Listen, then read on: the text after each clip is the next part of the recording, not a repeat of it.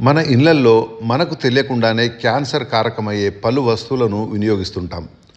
అటువంటి వాటిలో కొన్ని నాన్ స్టిక్ పాన్లు, సువాసనలు వెదజల్లే కొవ్వొత్తులు, షీల్డ్ డబ్బాల్లోని ఆహారాలు, పానీయాలు, కూరగాయలు కత్తిరించుకోవడానికి వాడే ప్లాస్టిక్ బోర్డులు, ప్లాస్టిక్ నీళ్ల సీసాలు, అల్యూమినియం ఫాయిల్, అతిగా శుద్ధి చేసిన ఆహార పదార్థాలు, ప్లాస్టిక్ డబ్బాలు, అతిగా శుద్ధి చేసిన వంట నూనెలు.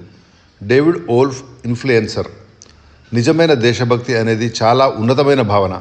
అది మనిషిని నిస్వార్థమైన చర్యలకు ప్రేరేపిస్తుంది. స్వేచ్ఛ అంటే నిర్భయంగా ఉండడమే. అలా ఉండగలిగినప్పుడే న్యాయం కోసం పోరాడగలం. పండిత్ మదన్ మోహన్ మాలవ్య.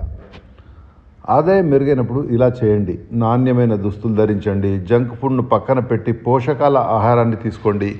ఇంటి పనులకు సహాయకులను పెట్టుకొని సమయాన్ని ఆదా చేసుకోండి. చక్కటి పరుపును కొనుక్కోండి. దాంతో కలిగే నాణ్యమైన నిద్ర ఎంతో ప్రయోజనకరం. మంచి ఆర్థిక నిపుణుడి సలహాలు పొందుతూ ఉండండి. ముద్రికా వ్యాపారవేత్త. ప్రోటీన్ అల్పాహారం అత్యుత్తమం. అధిక ప్రోటీన్ గల ఉదయపు ఆహారం తీసుకోవడం బరువు తగ్గేందుకు చేసే ఉపవాసం కంటే ఉత్తమం.